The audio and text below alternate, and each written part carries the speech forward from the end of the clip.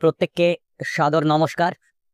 আমরা জৈন ধর্ম এবং দর্শন বিষয়ক আমাদের এই ভিডিও সিরিজে আমরা জীবগতি আলোচনা করছিলাম এবং আমরা জেনেছিলাম জীবরা মোট 4 প্রকার গতিতে ভ্রমণ করতে পারে: নরকগতি, তির্যঞ্চ গতি, দেবগতি এবং মনুষ্যগতি।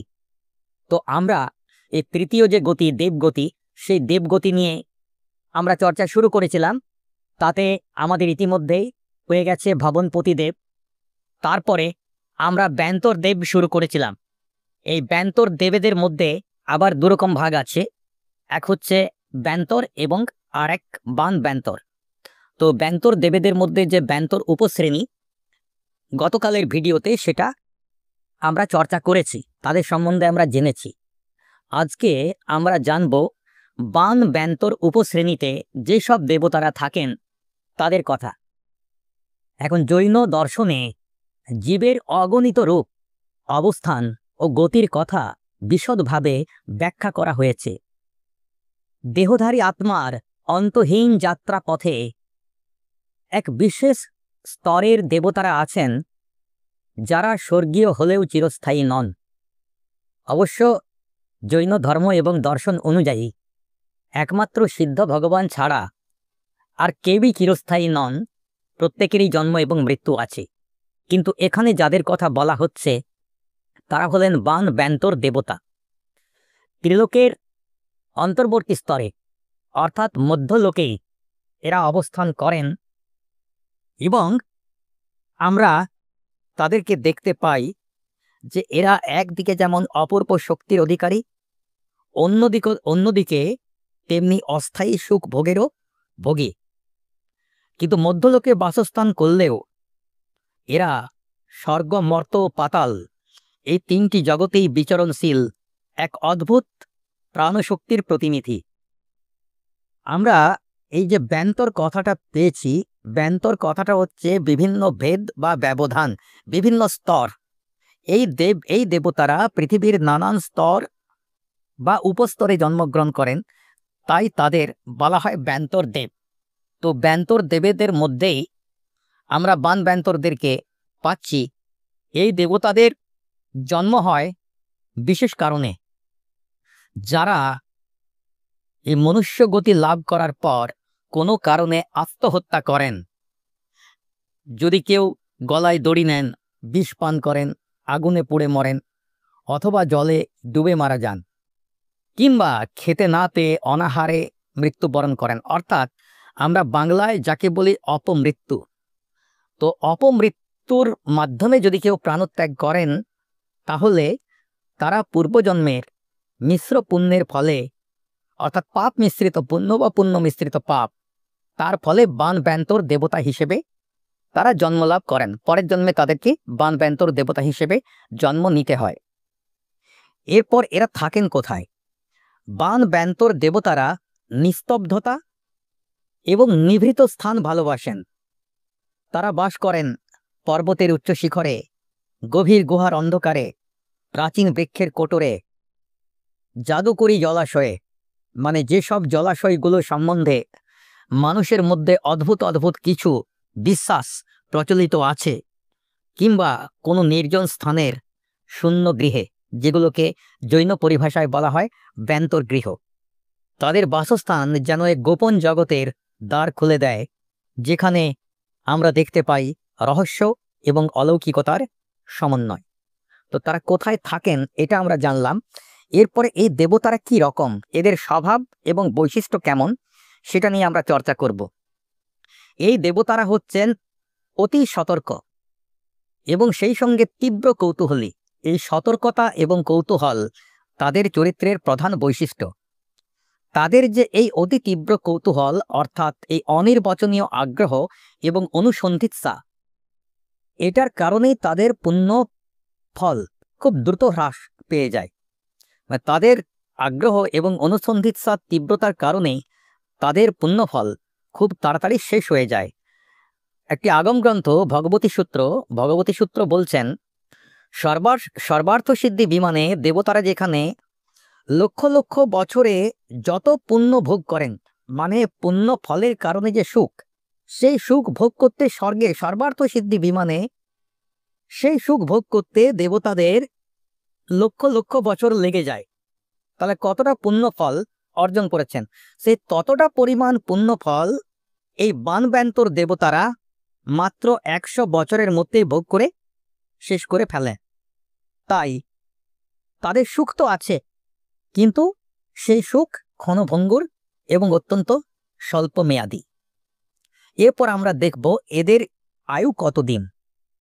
তো আমরা যেটা দেখতে পাই জৈন শাস্ত্রে, যে এদের আয়ুর যেটা সর্বনিম্ন পরিমাণ সেটাকে বলা হচ্ছে জঘন্য স্থিতি, আর যেটা সর্বোচ্চ পরিমাণ সেটা বলা হচ্ছে উৎকৃষ্ট স্থিতি।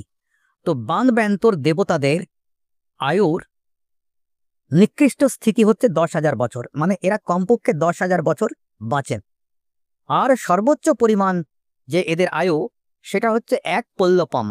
1 পল্লপম বিষয়টা, পল্লপম, সাগরপম ইত্যাদি সময়ের যে একক, সেটা আগের কোনো ভিডিওতে দেয়া আছে, একটু দেখে নেবেন। এত দীর্ঘ সময়কাল যেটা আমরা পরিমাপ করতে পারি না।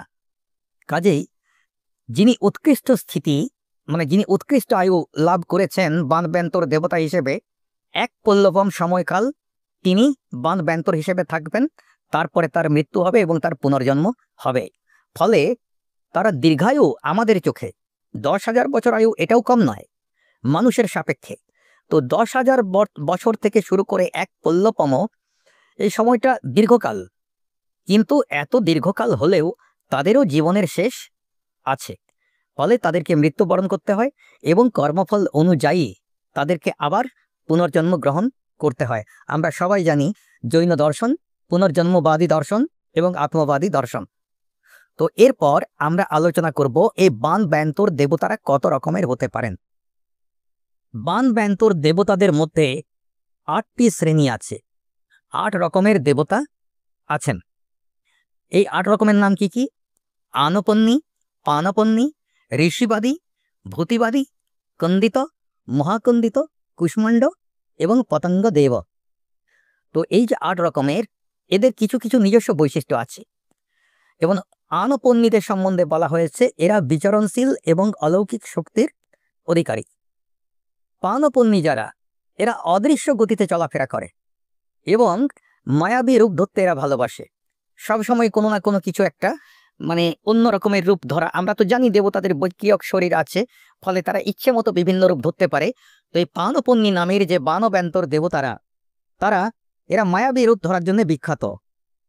ঋষিবাদী নামক যে 3য় শ্রেণী রয়েছে, সেই 3য় শ্রেণীর বানব্যান্তর দেবতারা, এরা ঋষিদের মতো গম্ভীর এবং এরা হচ্ছে তপস্যার প্রতীক। ভূতিবাদী নামক 4র্থ শ্রেণীর ব্যান্তর দেবতারা, তারা ভূত জাতির সঙ্গে সম্পর্কিত, ফলে তাদের জীবন তো রহস্যময় বটেই। কন্দিত, এই দেবতারা নিম্নতর শক্তির বাহক, অর্থাৎ আনপন্নী এদের মতো এত অলৌকিক শক্তি এদের নেই, এদের শক্তি অনেকটাই কম, তবে এরা অত্যন্ত রূঢ় এবং কঠিন প্রকৃতির। আর মহাকন্দিত যারা, তারা কন্দিত চাইতে অধিক শক্তিশালী। আমরা বলতে পারি কন্দিত শ্রেণীর দেবতাদেরই একটা উচ্চতর রূপ হচ্ছে মহাকন্দিত। তারপর হচ্ছে কুষ্মাণ্ড, স্থূল ও বিকট রূপধারী। স্থূল মানে বিরাট মোটা সোটা। কুষ্মাণ্ড নামটা বোধহয় ওই জন্যই দেয়া হয়েছে, কারণ আমরা বলি অনেকের ভুঁড়ি বেড়ে গেলে বলি কুমড়োর মতো হয়ে গেছে চেহারাটা। তো এদের চেহারাটা অত্যন্ত মোটা, সেই জন্যই বোধহয় এদের নাম কুষ্মাণ্ড। এবং এদের রূপও বিকট, চেহারাও বিকট। এরাও মায়াজাল বিস্তারে দক্ষ। আর পতঙ্গদেব, পতঙ্গ শব্দটা আমি দেখছিলাম, মানে বাতাসে যারা চলাফেরা করে তাদেরকেই পতঙ্গ বলা হয়, সেই হিসেবে পাখি ও পতঙ্গ।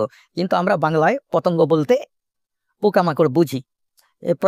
প্রজাপতিকেও পতঙ্গ বলা হয়, ফড়িংকেও পতঙ্গ বলা হয়। তো এরা হচ্ছে ওই বাতাসের মতো দ্রুতগামী এবং অন্যান্য দেবতাদের মতোই এরা রূপ পরিবর্তন করতে পারে।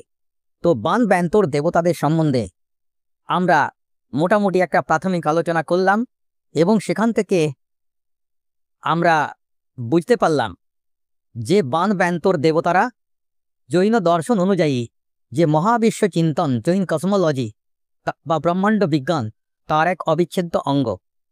তাদের যে জীবনধারা, সেটা হচ্ছে জৈন তত্ত্বের মৌলিক নীতির, অর্থাৎ কর্মবাদ এবং পুনর্জন্মবাদের এক উজ্জ্বল প্রতিচ্ছবি। তাদের মাধ্যমে আমরা এই শিক্ষায় পাই যে অস্থায়ী সুখের মোহ সর্বদাই আমাদের পুনর্জন্ম এবং পুনর্জন্মের বন্ধন বাড়িয়ে তোলে, অর্থাৎ জন্ম জরা মৃত্যু চক্রে আমাদেরকে আটকে রাখে। কেবলমাত্র প্রকৃত সংযম, সাধনা এবং সম্যক দর্শন, যেটা তীর্থঙ্কর দেবতা বলা যাবে না, তীর্থঙ্কর ভগবানেরা তাদের জীবনের মধ্য দিয়ে প্রতিফলিত করেছেন এবং আমাদের জন্য একটা রাস্তা দেখিয়ে গেছেন, সেই রাস্তা ধরে প্রকৃত সংযম, সাধনা এবং সম্যক দর্শনই চিরস্থায়ী মুক্তির পথ, অর্থাৎ মোক্ষের পথ, সিদ্ধি লাভের পথ, সিদ্ধ বুদ্ধ মুক্ত আত্মা হওয়ার পথ আমাদেরকে খুলে দিতে পারে। সব মিলিয়ে আমরা বলতে পারি বান ব্যন্তর দেবতারা জৈন ধর্মের অতল গম্ভীর তত্ত্ব জগতের এক অনুপম অধ্যায়। অদ্ভুত বৈভব, রহস্যময় বাসস্থান, দ্রুতগতির পুণ্যভোগ এবং সীমিত আয়ুষ্কালের মাধ্যমে তারা অনন্ত জীবনের এক ক্ষণিক ঝলক দেখান। তাদের অস্তিত্ব আমাদের স্মরণ করিয়ে দেয় পরিব্রাজক আত্মার গন্তব্য মায়াজালে নয়, পরম মুক্তির রাজপথে। প্রত্যেককে অনেক অনেক ধন্যবাদ।